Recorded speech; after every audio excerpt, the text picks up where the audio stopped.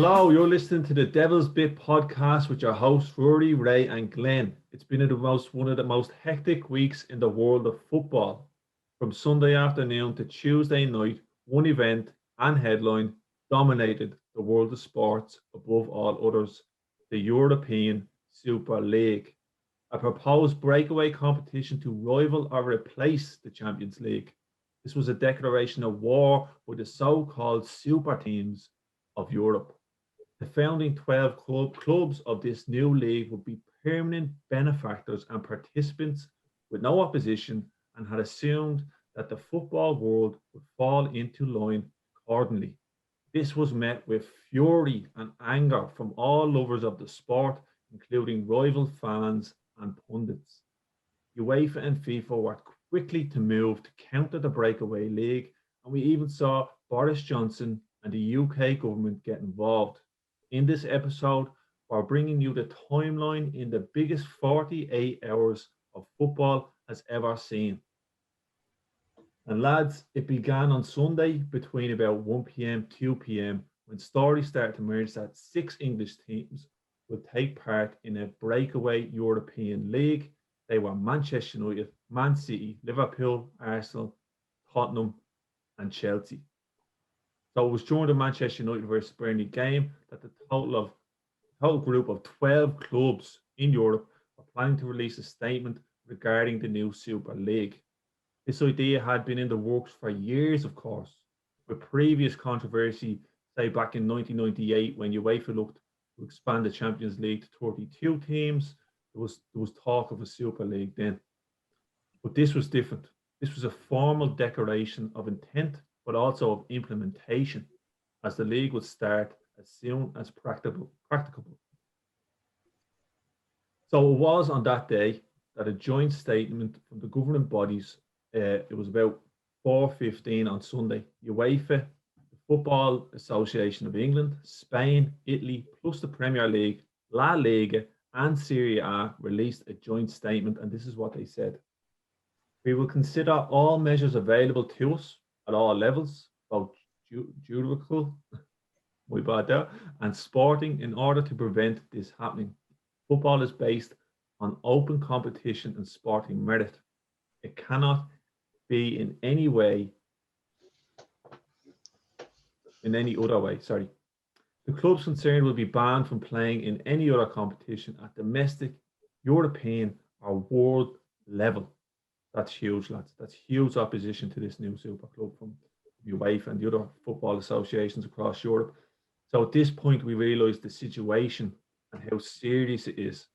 Then we start to see more opinions from pundits and fans emerge as the day goes on, especially after the match.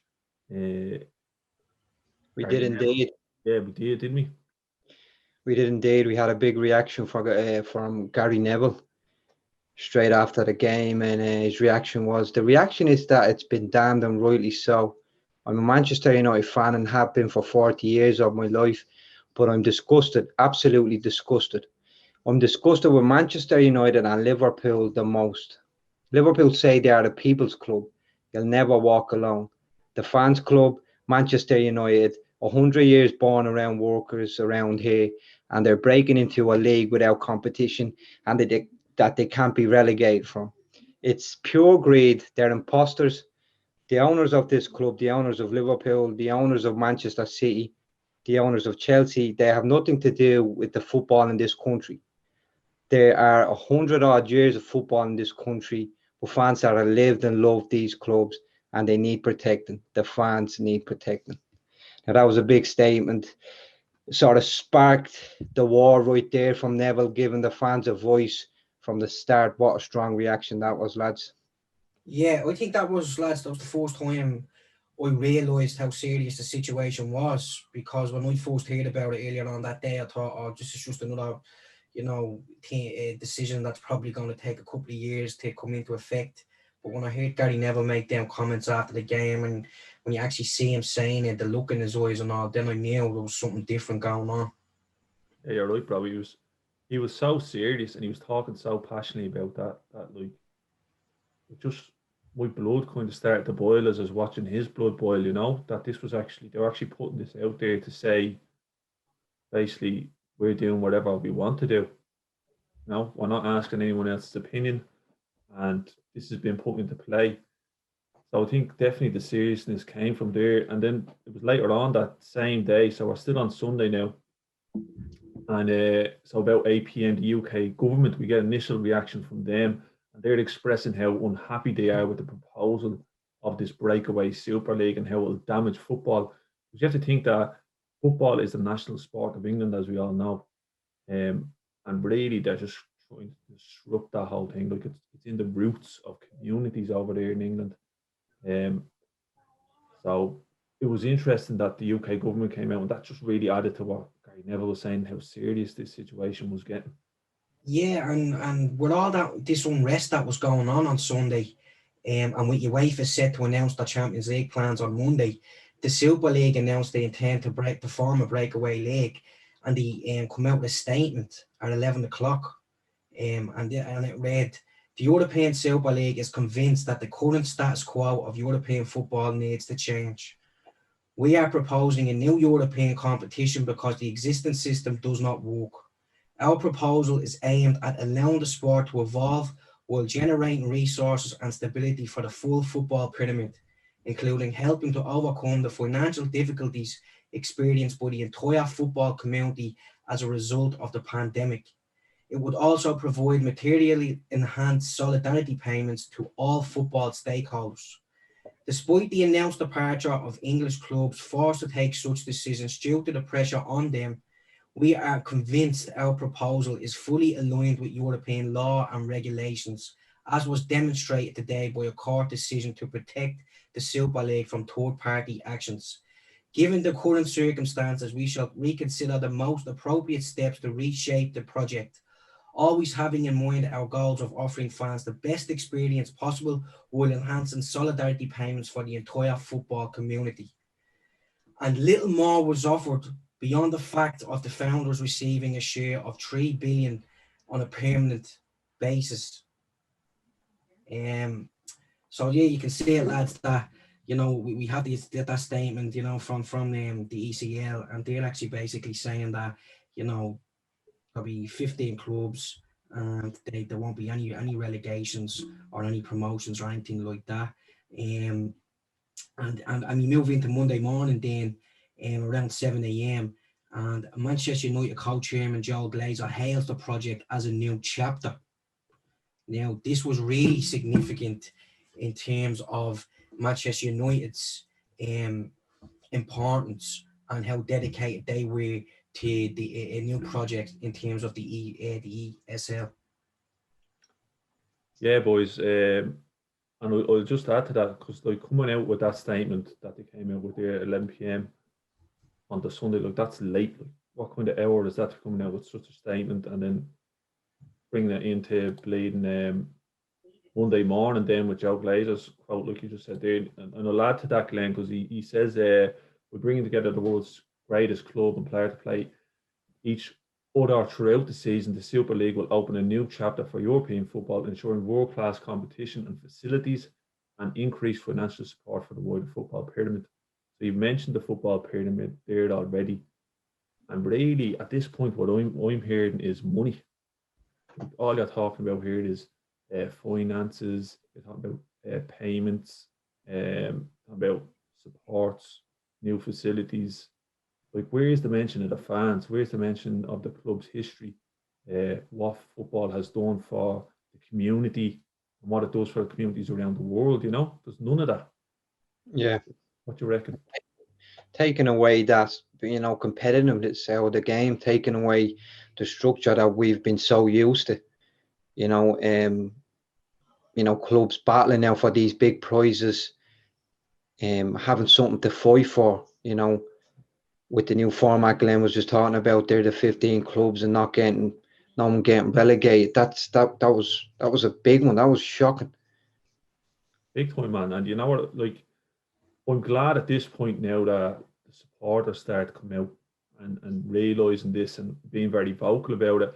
And it was an hour after Joe Glazer came out with that comment at around 8 a.m. on that Monday morning that the Chelsea Supporters Trust came out, and they write, they say, expect the unexpected.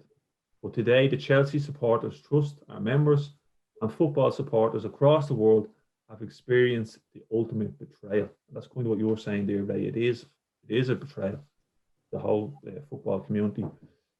So this escalates, lads, and we're looking an hour later, 9 a.m. legal proceedings to block sanctions. So the Super League sends a letter to the president of FIFA and UEFA, issuing a notice of legal proceedings in Europe courts designed to block any sanctions the two governing bodies may try to enforce. Like that right there is huge.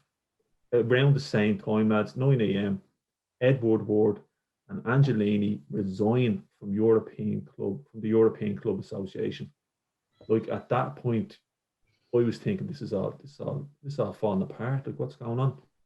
But then it's a tit for tat here. So we see a reaction then from other European clubs maybe an hour later, 10 a.m. Dortmund, Bayern, PSG come out saying they're not interested in joining the European Super League. I think that was a very important time that other clubs came out and said that, even though they weren't offered initially, but that it's saying they're not interested.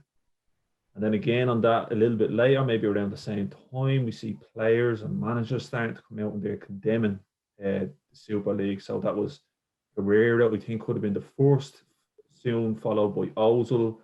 Then we had Arsene Wenger saying some stuff in there, and Sir Alex Ferguson came in himself and he condemned it. And this just kind of started to snowball then, you know. Yeah, well, they reacted in a way strongly, you know, the ESL with that legal proceeding to block sanctions. So what we needed was to come together at that particular time, and then at 2 p.m. Ceferin came out with a statement. The UEFA president Alexander Ceferin condemns the disgraceful clubs and reiterates that players who participate in the new competition will not be allowed to represent their countries. In a statement, he goes on to say, if I start, Ed Woodward, he called me on Thursday evening saying he is very satisfied with and fully supports the reform of the Champions League. Plus, the only thing he wanted to talk about was FFP. For those that don't know, that's financial fair play.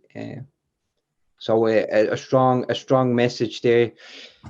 You know, a direct hit on probably one of the driving forces of the ESL from the president, the UEFA president there, lads. You know, so combat that other statements that they've put in place previous to that.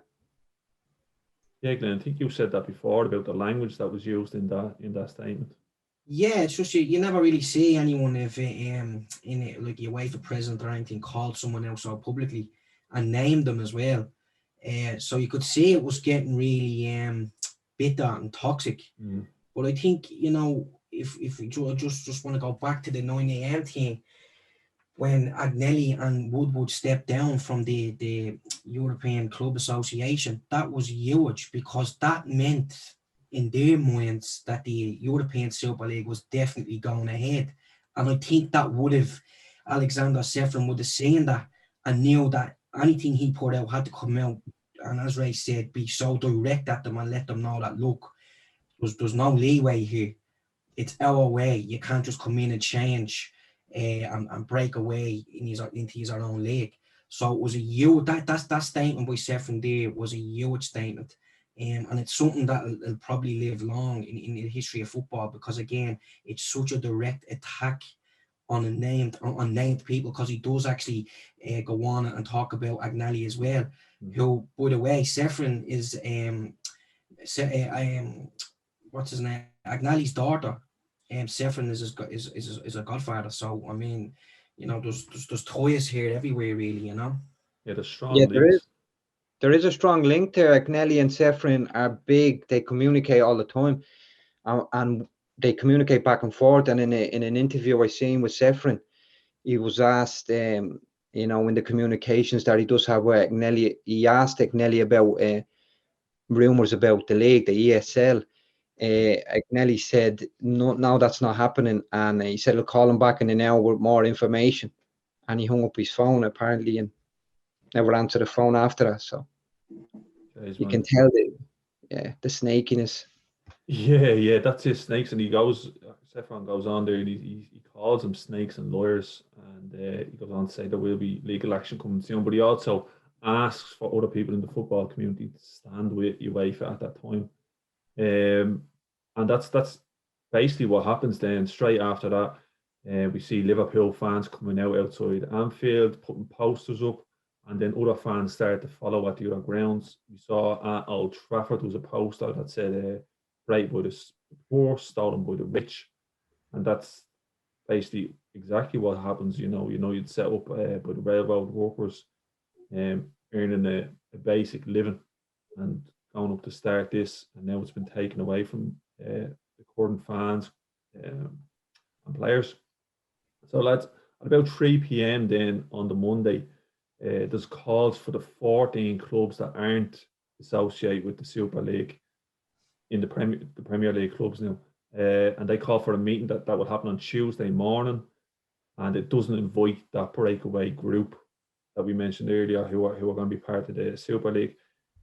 And in the midst of all this, lads, there's still football to be played. The Premier League's not stopping.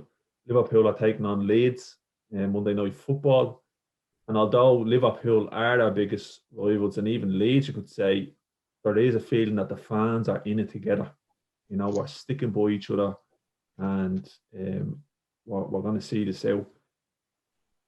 Yeah, and then Rory, so you could see that on Monday Night Football. Then you've Carragher and Neville on Monday Night Football, and Carragher emphasises that it's not the clubs, it's the owners, the Glazers, John W. Henry, Levy, Stan Kroenke, and he really forced that through. You've Gary Neville then, who was still on a bit of a mad one, you could still tell, as you said earlier, his blood was boiling, and he was quoted as saying, "This is an attack by 6 wealthy families on the integrity of our national sport, and it must be stopped." I mean, that statement there alone, it must be stopped. He forced that home, which was great to see, because Gary Neville sort of gets a bit of a bad rep from other clubs' fans just because of the type of character that he is. But I think he's really, I don't want to say he's got a place in their hearts now, but I think he definitely came off well, because he was trying to get the right thing done from the very start, him and Carragher and so many others around. But he goes on to say, "I stayed quiet on the basis that it's still Manchester United. I can still go and watch the lads play. If they take dividends out, I could live with that slightly. What I can't live with is attacking every football fan."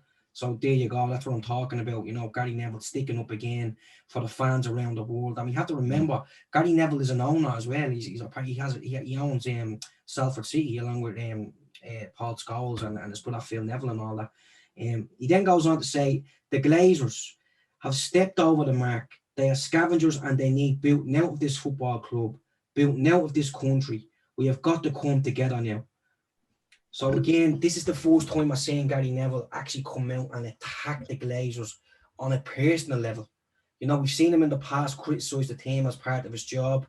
He's a pundit, and he does try and call it down the line. But this time he's really coming out and he's actually saying it, look, let's get rid of these Glazers. And I think it's the first time that a player or ex-player in his position and his standing in the game actually came out and said it as out straight as that. Yeah, and it was interesting as well, Glenn.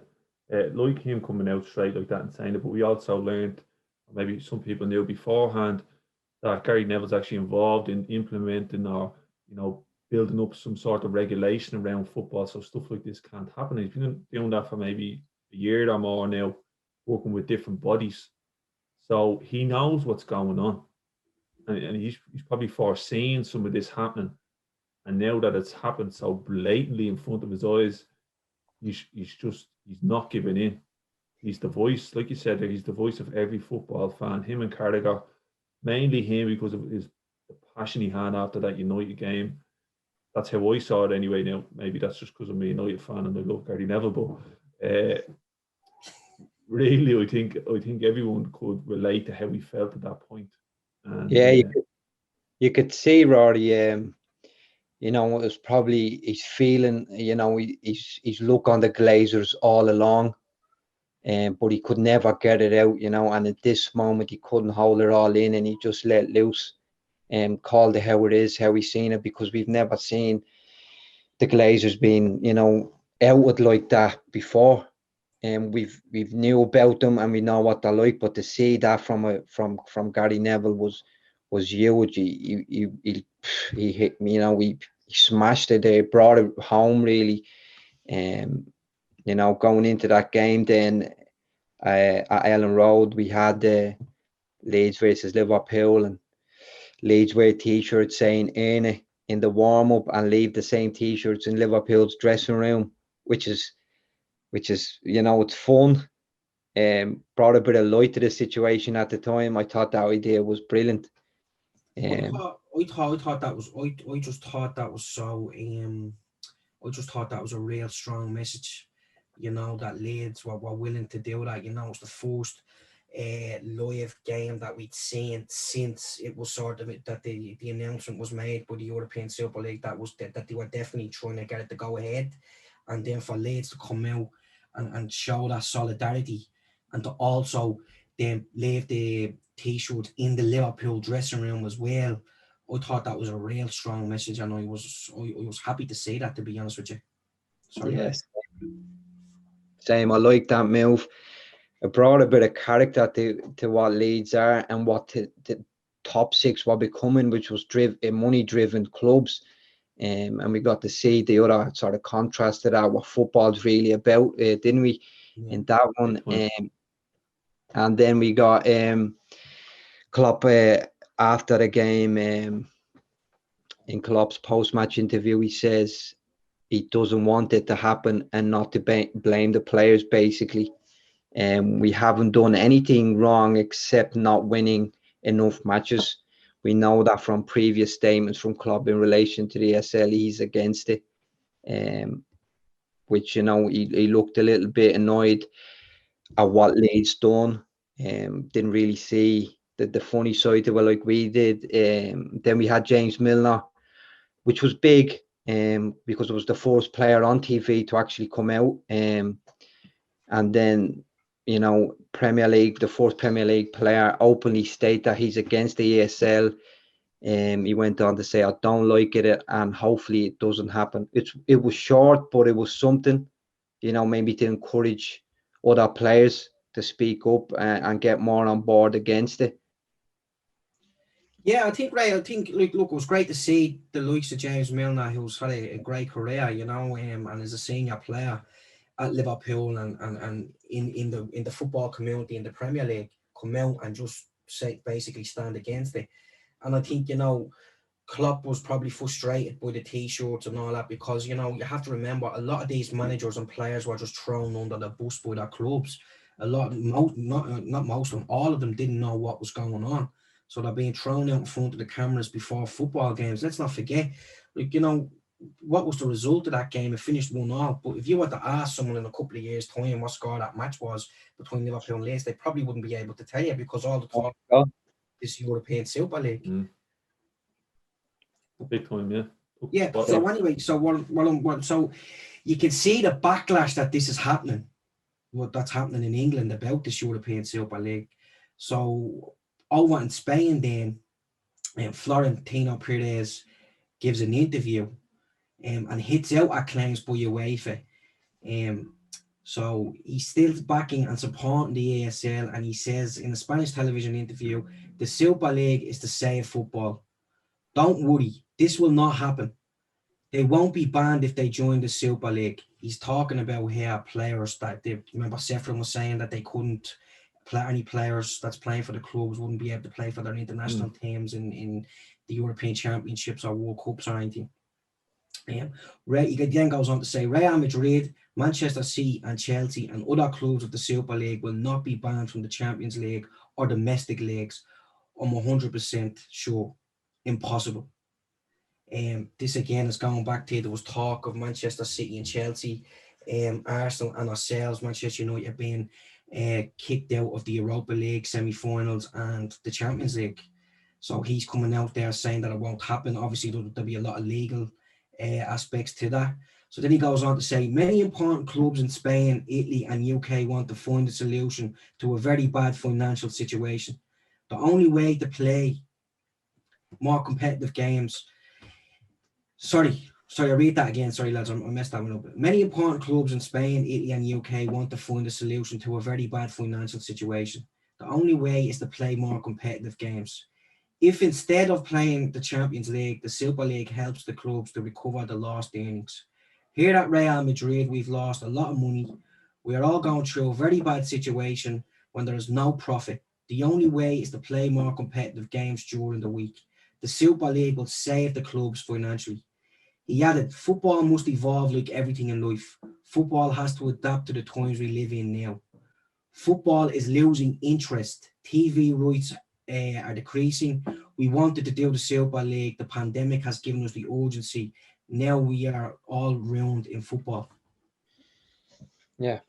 So he mentions a lot in that there, lads, you know. He does. He does. He mentions a lot, Glenn. He goes in deep into that one. But it looks like he's just reaching, saying football is ruined. We had a good system in place. I think, we talked about it before. Real Madrid in such bad spot at the moment. And he's just basically talking all about money there, and not taking into consideration what football really is. But I just felt that it was down to what sticks out. What sticks out for me in the statement is he's like, here at Real Madrid, we've lost a lot of money and we're going through a very bad situation. So as you said, they're obviously in a lot of financial trouble. And I just feel that, this is a Real Madrid president in Perez just doing things the Real Madrid way and thinking about number one themselves. That's it there, you know what I mean? And I think they need the likes of the big six or the so-called big six from the Premier League to make these things happen, for the Super League to happen. But he still wants to feel like they're top dog, when in actual fact they're probably on a bit of a decline now financially. Yeah, if you think about it, if you look back onto, sorry, Rory, if you look back to, they're saying that these plans were getting put in place years beforehand. So, I mean, what he's trying to do here is use the pandemic as an excuse. I mean, I think this was a perfect window, into pushing something like this, because people's worries might be in a different place. That's probably from their thinking behind that. But I mean, the football world stuck together there, and I'm really shutting down. Getting together and really stamping it at this point. But like Glenn, you were saying there, with this statement, and he's talking about profits and money and financial, it's a bad situation. Again, it's all about money, man. There's no mention of fans or anything like that, and I don't like it at all. And then, you're talking about profits here. If we look at the Glazers coming into United, they run the place like a company and they run it on debt. United weren't in debt until they came in. Correct me if I'm wrong there. So when they're talking about not having profits, it's the way they're running these clubs, man. You know what I mean? Talking about United in debt there, Rory. United were free from debt from 1931 up until 2005. Till they took over. Yeah, then they took over and bought the club in debt. They put us in debt. Yeah, they did, yeah. But that's what I'm saying. We were free of debt from 1931 up until 2005. So that would suggest to me that we were a reasonably well-run club. And they come in and put us straight into debt, and they're still taking money out of the club. That's the thing. They're taking the profits. So the club might not be profitable, but they're taking the profits. So really, it is like Sefran said, snakes. That's what they are. Now, Glenn, he did go on to say there that there was some sort of excuse about younger age groups, maybe 16 to 24, not being interested in the game too much anymore because it's too long, they thought. I think it's too long. But when he's looking at that and he's talking about that, he's looking at the consumer angle. He's not looking at, there's no mention of fans, and he's not even thinking about the fans. He's thinking about what product can he create that a young generation with money is going to consume. and that's his angle. So our mentality between being a fan and from being a businessman is completely different. And we're seeing the dirty side of football here, and it's riddled in the way he talks and the statements that he comes out with. Like, no football fan is ever going to jump on this statement and say that sounds like a great idea. Yeah, there's lack of football empathy in the whole statement, Rory. That's the thing, and you're looking at him saying, like he wanted to make the game shorter and all, but that's just so we can get more games in. Yeah. It's just, I mean, I don't like, when you're talking to people about football, like, and any type of person, you know what I mean, even if it's someone you don't know and you're talking about a game or who you support or whatever. I don't think I've ever heard. No, it's not even I don't think I know. I've never heard someone go, you know what, 90 minutes, that's too long, isn't it? Never. It's never been an issue. This chap is just out of touch with what's going on, and yet he wants to lead a European Super League because he was going to be the chairman of it. So you're right. He wanted to take football, recreate an already existing product in his own image. Exactly. It's a weird one, man. It just anytime he opened his mouth, you sort of just cringed. Yeah. And he says there, like, the only way is to play more competitive games during the week. Like, where's the competitiveness in all this if you don't get relegated? That's How can exactly you? it. We're talking playing for money, getting through stages for money, but what about the format that we've been used to, from day one, really, breaking out of a group stage, getting past quarterfinals, semi-finals, it's Exactly, just man. wouldn't And be if you're there. playing for money, the fans aren't going to see it. Lads, there's no football passion in that statement. But now, that was very late. That was very late on the Monday night. So what happens then Tuesday morning around 9:30 a.m. We see the football passion, and it comes from an Everton statement, and I'm going to read it out to you now. And this is how you talk about football. 6 clubs acting entirely in their own interest. 6 clubs tarnishing the reputation of our league and the game. 6 clubs choosing to disrespect every other club with whom they sit around the Premier League table. 6 clubs taking for granted and even betraying the majority of football supporters across our country and beyond. These clubs have been secretly conspiring to break away from a football pyramid that has served them so well.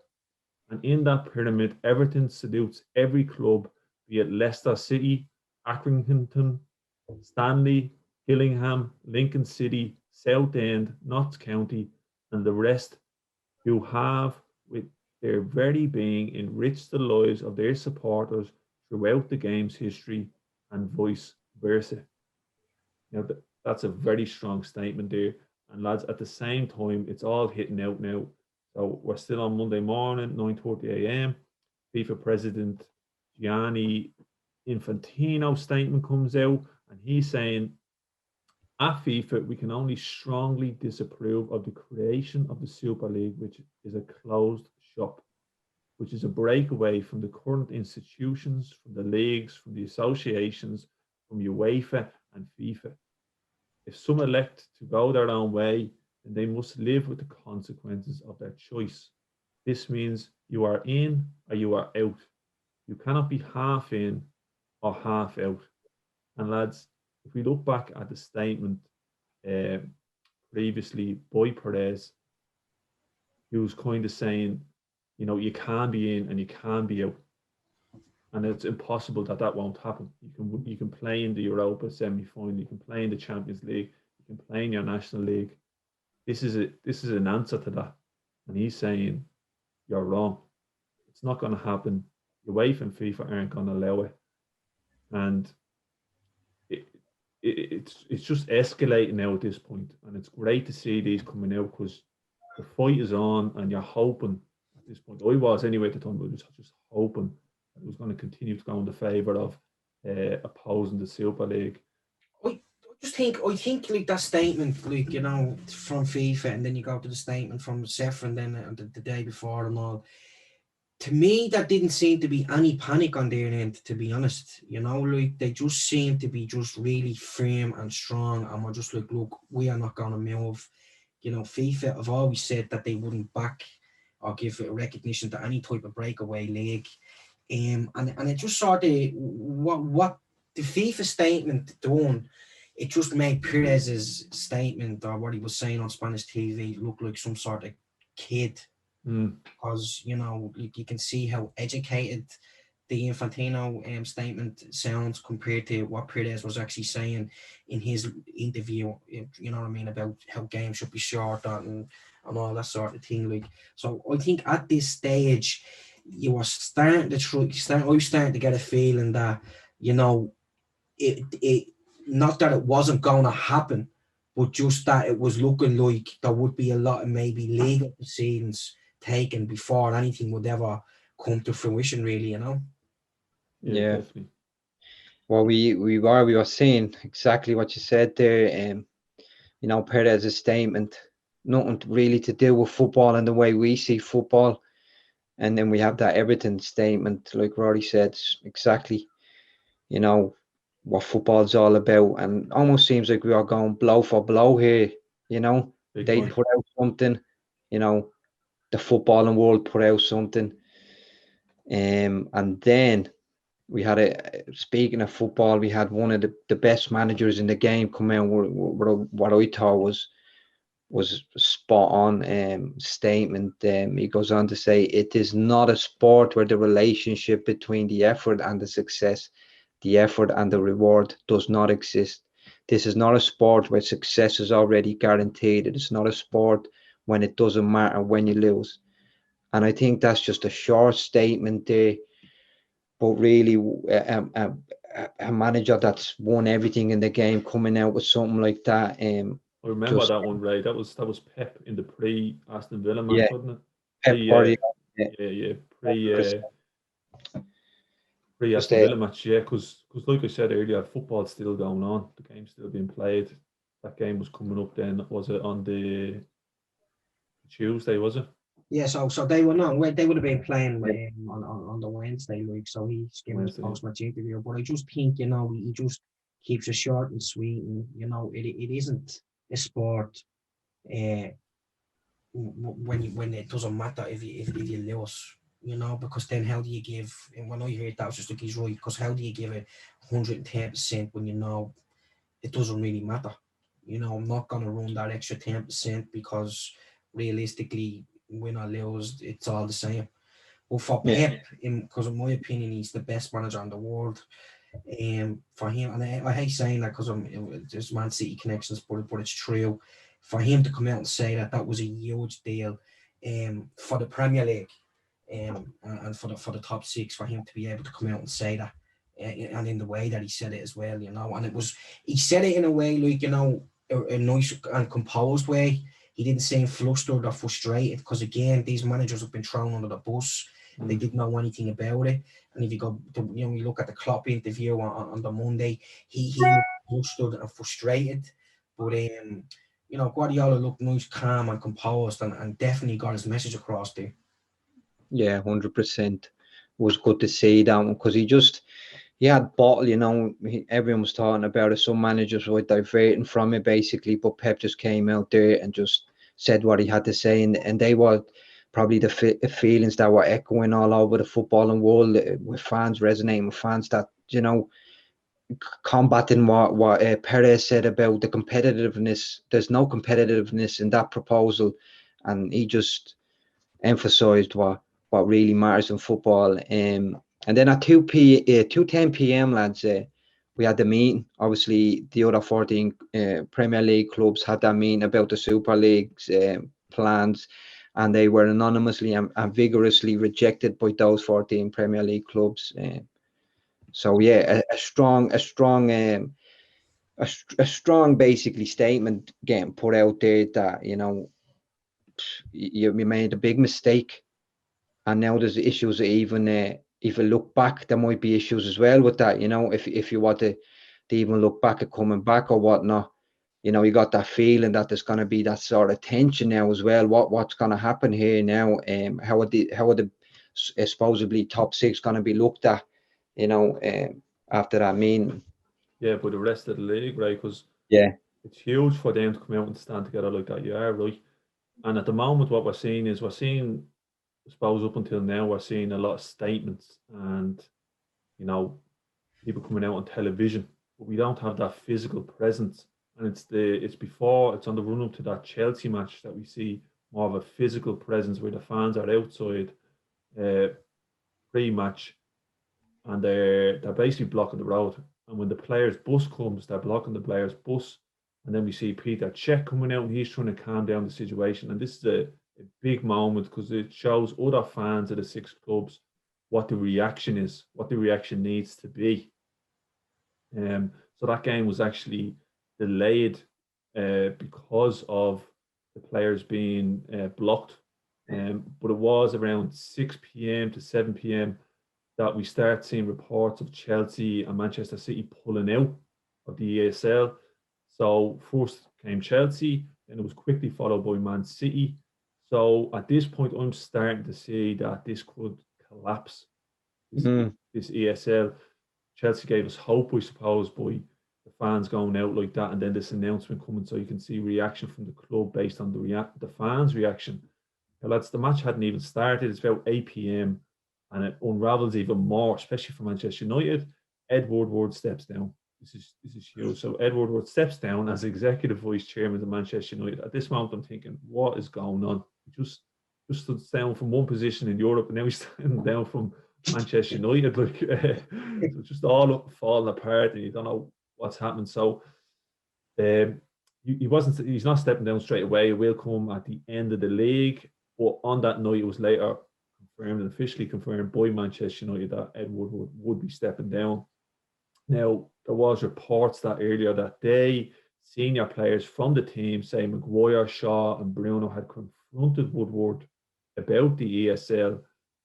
We don't know exactly what was said there, but I would guess, or it would be my view, that had some relation to him stepping down.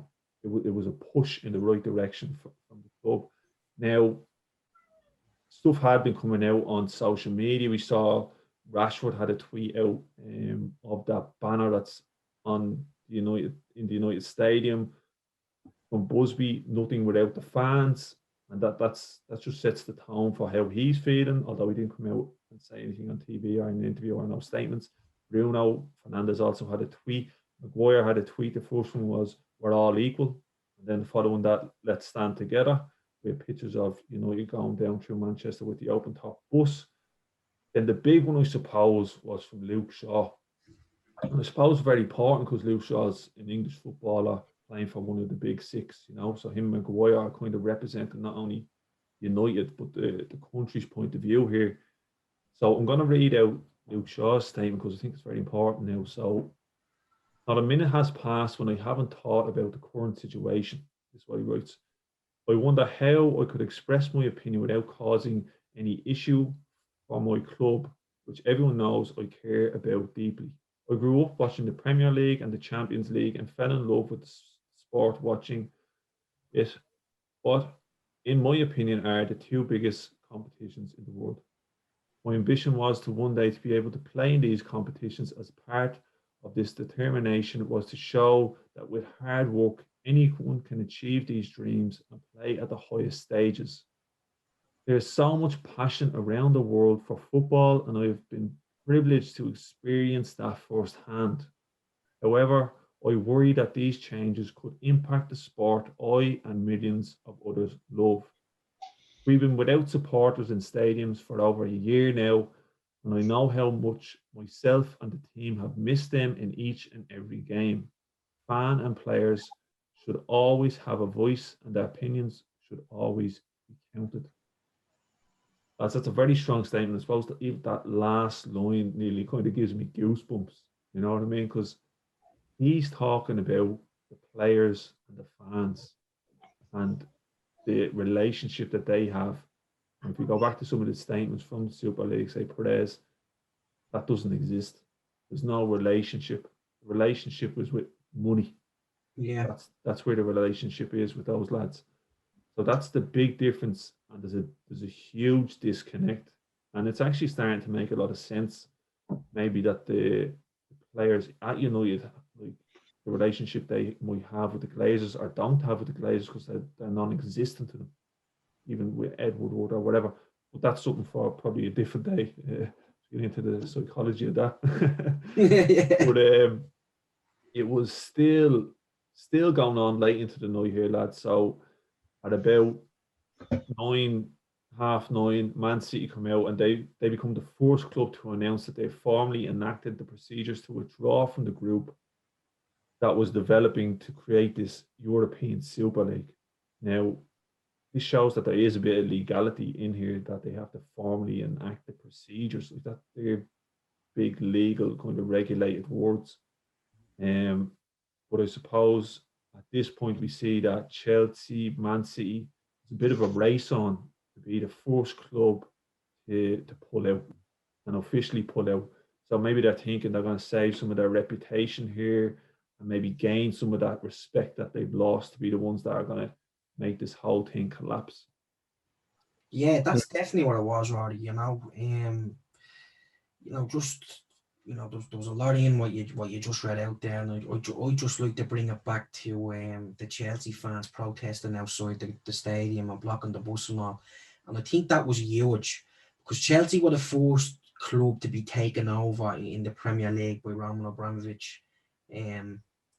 What was it, 2004, 2004 or something like that, and big money being pumped into them. And you don't often see them or hear about them going against Roman Abramovich in anything that he does. He's chopped and changed managers ever since he's been there and all, but the Chelsea fans always stuck by him because he's brought them success with leagues, and he got them that first Champions League and all that sort of stuff. So for me to see Chelsea fans out protesting against the European Super League just showed me how united the fans really were worldwide and in the Premier League. It was unbelievable to see Peter Cech come out and actually have to try and calm the crowd down, and you can hear people, you hear the fans saying, we don't want to be part of your fucking Super League and all, and you can hear Cech saying, look, this is not the way. Let the right people do the talking, and let the bus through and all this type of stuff. And then Ed Woodward stepping down, personally, and I know I speak for all of us, the three of us here, and the fans all over the place, we are delighted that he stepped down. But as soon as he stepped down or it was announced or whatever, I knew I was he was in on this all along. Do you know what I mean? He must have been pushing for it, or one of the obviously, as chief executive, he would have been putting that in there and putting that into other people's minds a lot, I'd say. And when it started collapsing, he knew, I have to get out of here because I am going to be made the fall guy. And because of the previous attack that Sefrin put on him as well the previous day. But Glenn, sorry to go across you, but there's a link there with JP Morgan as well, who are the funders of the European Super League. Isn't that with Ed Woodward? Yeah, he used to work for them. And he actually helped negotiate the deal between the Glazers taking over the club. So that's massive. And now that it's all falling apart, he seems to be the henchman that's going with it. Yeah, you'd love to know whether it was his decision to say, look, I'm going to step down. Apparently, he was supposedly going to step down in 2021, or whether he might have been told, look, I think it's best you get out of here. Do you know that way? Yeah. Did he make that decision himself? Because I find it hard that people that are in these positions of power, because that's what it is, it's hard to walk away from that. So when I first heard it, I was like, look, he's been a strong advocate of this European Super League, and it's at the collapsing so quickly, and it's starting to collapse so quickly that he's out there. He wants to get out of there before it gets too hot in the kitchen, or whatever that phrase may be. Yeah. And talking about getting out of there, we can see late into the night, like I said, Man City are pulling out, kind of officially making it clear that they are pulling out about 9:30. That's soon followed by the other clubs in England pulling out. Now it gets a bit scatty here. I wasn't too sure if Tottenham did pull out on Tuesday night or it was a bit later, but we see that Liverpool, Arsenal, Manchester United, and Spurs announced that they were pulling out at about 11 o'clock in and around that time on the Tuesday. And Arsenal went the furthest. Again, it's like who can go the furthest to get some respect back here, but they went and they wrote We made a mistake. We apologise for it. You know, Rory, the way you're saying that the clubs are all left, we start breaking out that, Manchester United will be leaving the Super League, and an announcement is expected by Friday. That was the initial statement that was put out. But it just goes to show you, like, that, we were trying to hang in there for as long as we could. Obviously, there was a lot of talking going on between the clubs that are involved in the European Super League when the likes of Chelsea and City were pulling out, to see what was going on and what could be done to maybe stop them from going over it, if you get me. Yeah. So they go, we'll do it by Friday, just to see if there was anything that could be done. And then I think they must have been just obviously advised that, look, it's best, you just get out as quickly as you can. Do you know what I mean? Again, to try and save some sort of face, like. Yeah, at this time, it's damage control, Glenn. Yeah. And it's crisis. All hands on board. You can imagine their PR teams or communication teams are running around like headless chickens, because maybe they don't have not all of them have all the information, so they're getting it as soon as they have to give it. Yeah. Just the reaction from the footballing world, I think, was what was frightening. Towards these big pawns, like the Ed Woodward straight away pulls out, and then you have City. Then after that, like, if you're looking and you're thinking, if you're Perez and you're thinking, Jesus, one of the big pawns pulling out now, Man Yeah. City at top 6, you can sort of, see it then. Well, we need to look at this again, when that was happening. Then all of a sudden you have clubs following suit, That's it, right? And that's where the they were whole having point. point of saying, it was major. That's my next. Apparently, Man City didn't want to actually be in it. They were the one. They didn't really want to be in it at the beginning. You know what I mean? But then eventually they decided to go in. They were persuaded, say, to go in. Like, But they're talking about legal bindings and all to this, weren't they? They was mentioning stuff that, there was contracts put in place here. So, I'm sure if you're Ed Woodward and you're the Glazers, you're thinking about losing that battle when it comes to money. How I'm much are sure you there going was money put up front for this. I'm Yeah, sure definitely. every club had to pay into this, I'd say. And you can be sure that the Glazers won't be losing any money. It'd be Manchester United who are losing. Oh yeah, Losing a definitely bit of money there. to But percent? like you were saying there, Ray, it starts falling apart. And what's Perez thinking now? What's the Super League? What's their stance on it? So Well, it's very late now. Tuesday, we're looking at Wednesday morning. Super League I'd say about 12:30 at night. So 12:30 a.m. The Super League issues another statement, and it's basically saying that the project is not abandoned, but time will be taken to reshape the project. So it's just manic, man. Like, what are you talking about? just trying everything there, it's Yeah. desperation there now, And they want to keep it going. And if I'm not mistaken, there's still a few clubs who haven't officially pulled out. Is it Juventus? It's Barcelona and Real Madrid at the minute, they Holding but on at to it. this time, at that time when that statement came out, there was all still. right at the time. No, at the time, yeah, but at the moment, I think there's still a few left. Real Madrid and Barcelona. But again, lads, that's just down to money. Like, you know what I Yeah. mean? I mean, look, you look at the proposal as the overall proposal, right, from the Sunday, like when it starts getting announced and all. That doesn't look like it's, from a lot of top executives at big, huge financial, clubs that make huge money. So you people in there that make huge, decisions daily. But the way it all came out from their point of view was amateurish. That's like, that could have been part of the problem as well. I'm not saying it'll be for the European Super League, but when you see the way they were coming out, like, and what they wanted to do with it and all, you were just like, no, that's bollocks, basically.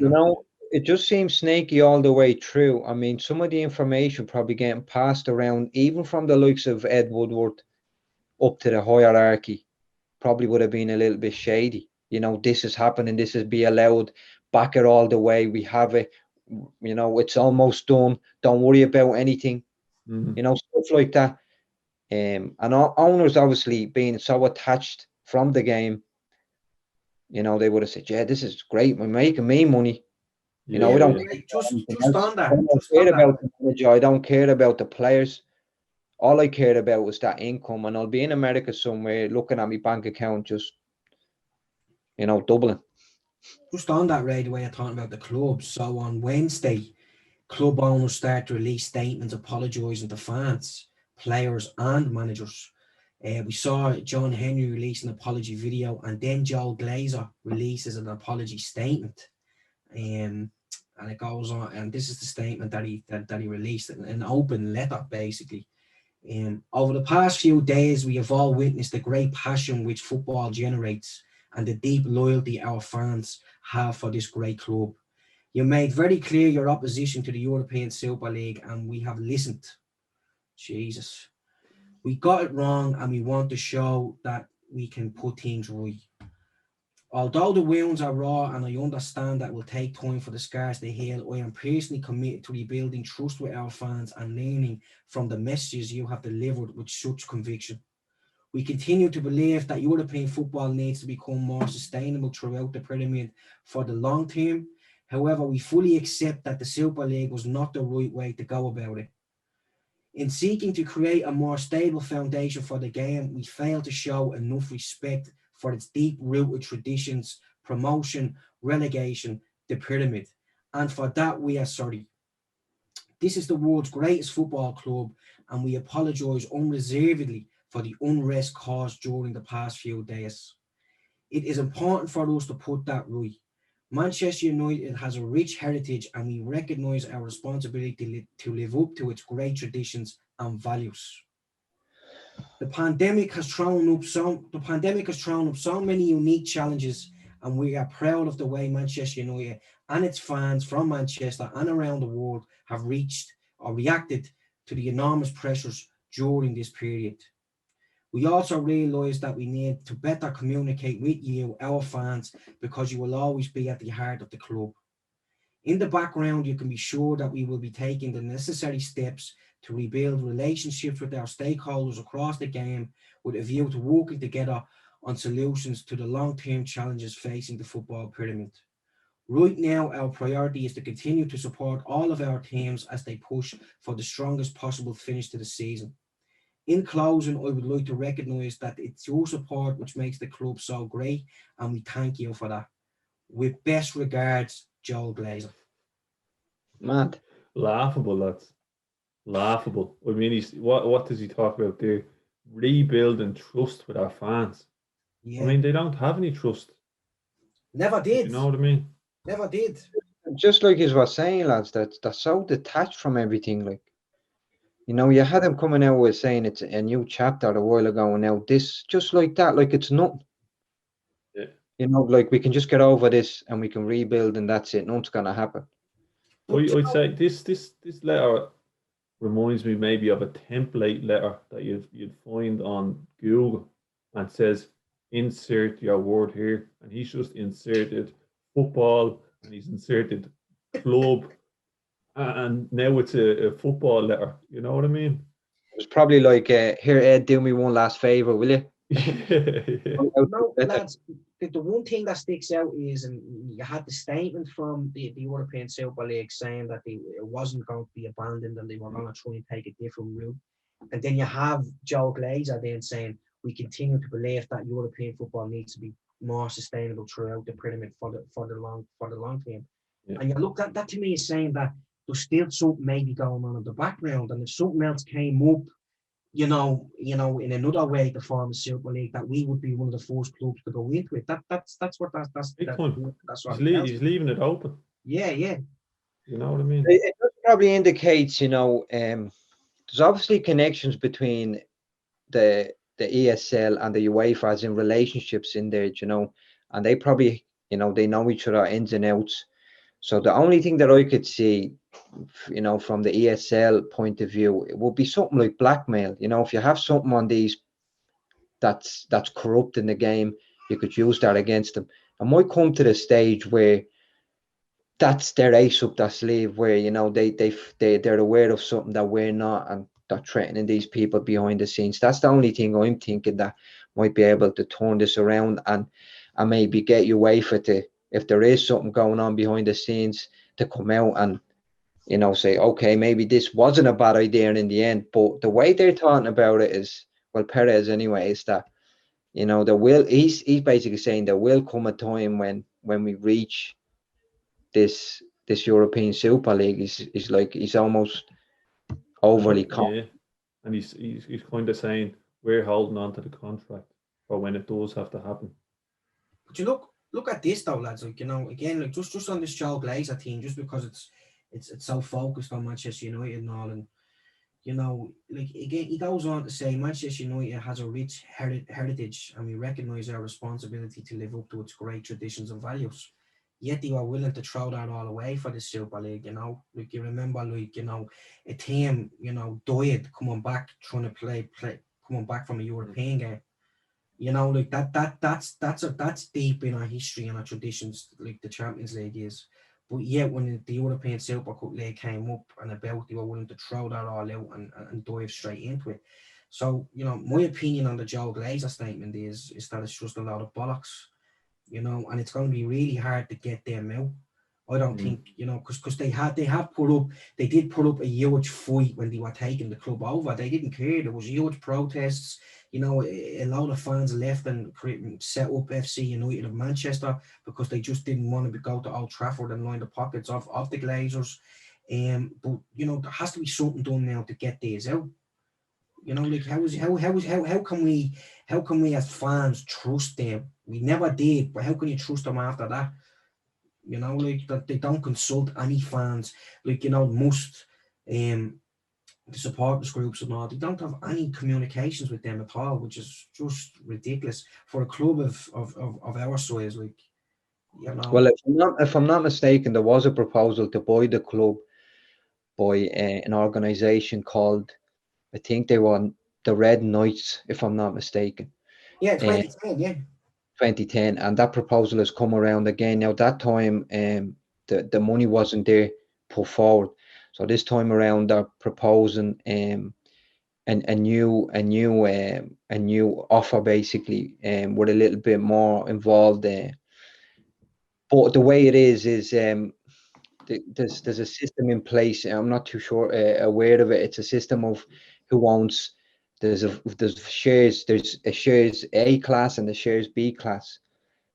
And the Glazers own all the shares in the A class, so they have the biggest say, 10 times more than a B class share. You know, and they own, I think it's 75% of the club. So it'll basically every decision comes down to them.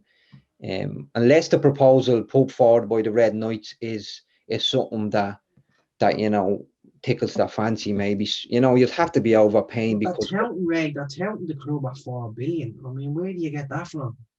You know, that's the price that's going around. that's the thing. And if you're the Glazers, you're looking into this and saying, we're making money and we'll always make money. The brand that Manchester United is the biggest brand in the world, all over the world, for them things that you mentioned, Glenn. You know, for a rich history, you know, that pulled hundreds of millions of fans in that, you know, related to the club with that disaster, and so on. The Champions League, the treble, you know, there's so much to it, and unfortunately these Glazers aren't involved. And one day it'd be great to see someone that really understands what we're all about still. Well, look, Yeah. apparently there's a protest outside Old Trafford now on Saturday and everything, you know. So hopefully we can, you know, build that back up really, you know what I mean? And you know, I think, you know, you'd want huge numbers at those protests, wouldn't you? Like for every Manchester United fan in Manchester probably going and protesting outside the grounds and everything. But To put that pressure on, yeah, Glenn. yeah, But you would, yeah. there is one thing that I'll just bring up, and we'll just touch on it because something that I'm not overly happy with is Ole Gunnar Solskjaer's response to this. Now, obviously, during the match with Burnley, he didn't know much about it, so he wasn't going to say too much. But in his latest interview, I think it was today, Press conference, yeah. press conference, yeah, he addressed it, but he didn't actually say much.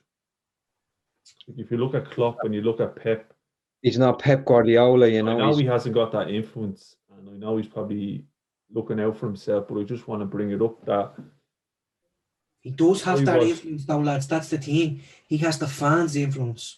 Ole Gunnar Solskjaer forget about him as a manager for a second. He was an absolute fans' favourite for what he done in that 99 Champions League final. yeah, And, that was just the pinnacle for him. But, those games he came off the bench and won them for us plenty of times. The fans have a great rapport with Ole Gunnar Solskjaer, the player. And the manager, when he wins, if he loses, it's all, yeah, we know that, blah, blah, blah. But, I'm just saying, he mightn't have the influence of a Klopp or a Guardiola in terms of trophies, but I think he has a better influence in terms of fans. Do you get what I'm saying? Like, there'll be more of a push behind him, but I think he has to consider his job as well, doesn't he? You know what I mean? You can't really go too far, criticising the people that are employing you. So it's a tough road for him, I think. You know what I mean? He has to tread lightly, and it's unfair on him as well because he's done well this season. With the whole team have done well this season, and this has taken the whole gloss off that. I think anything that happens now between now and the end of the season will just be forgotten about in a year or two because of everything that happened in the last 48 to 72 hours.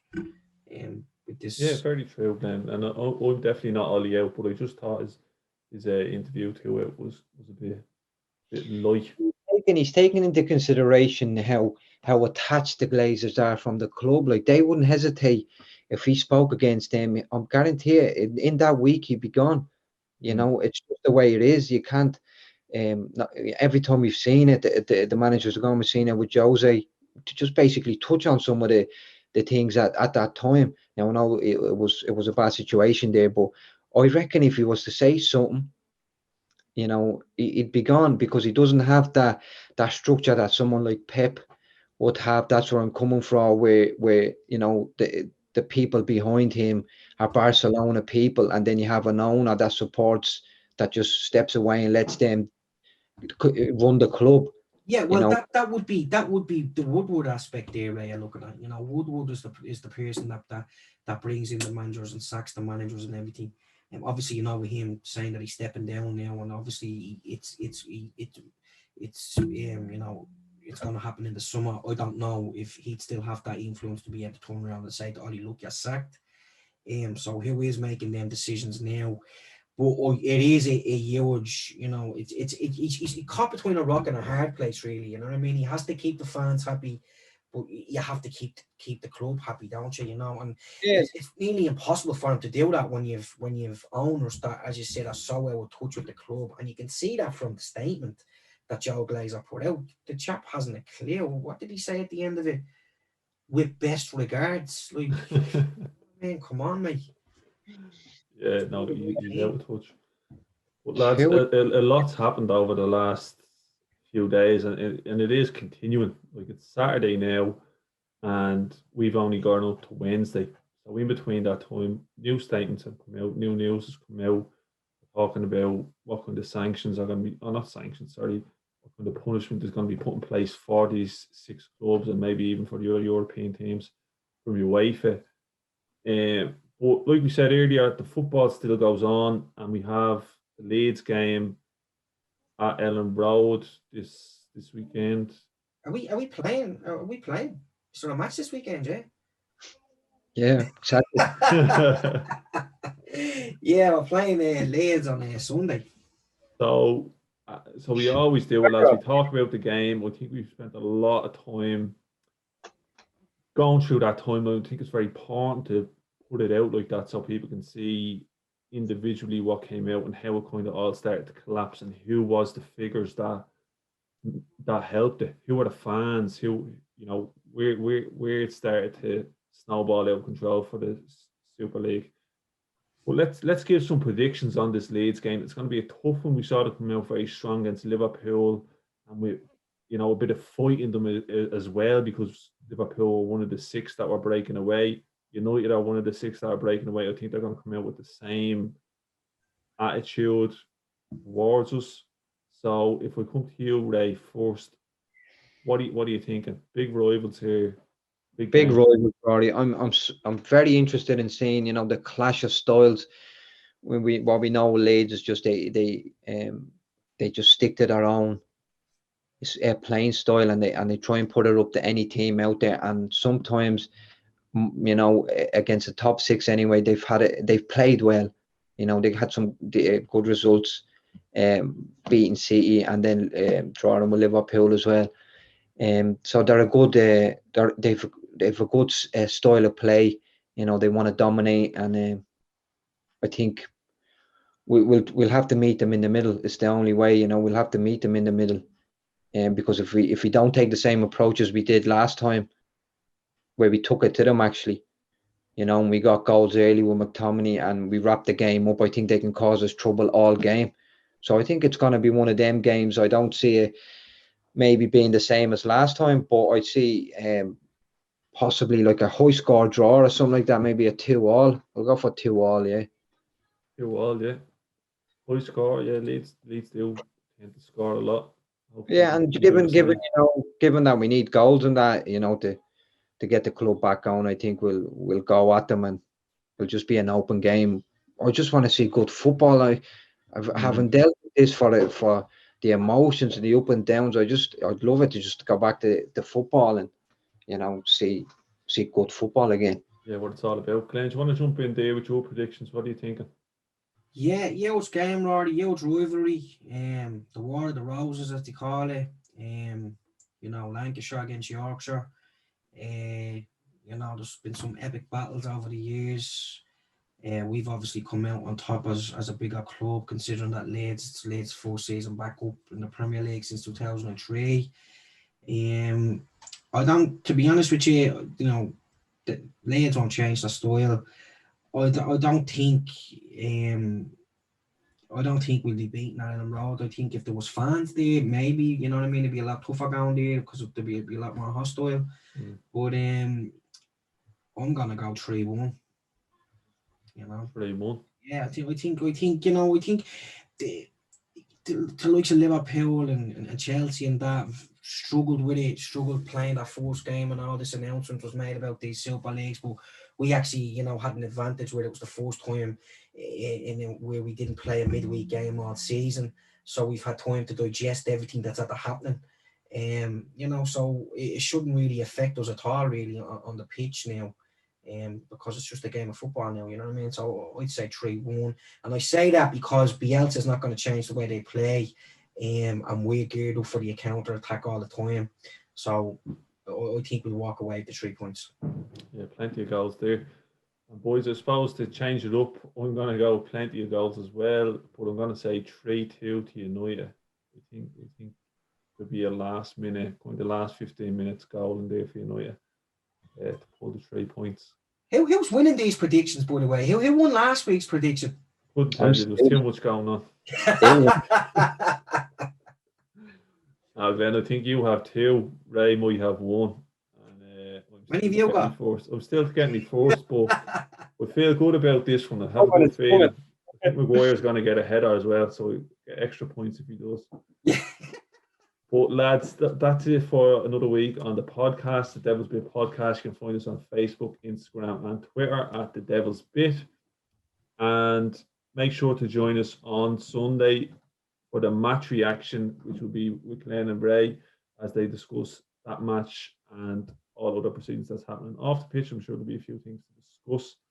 So for another week, thanks for joining us, and we'll talk to you soon.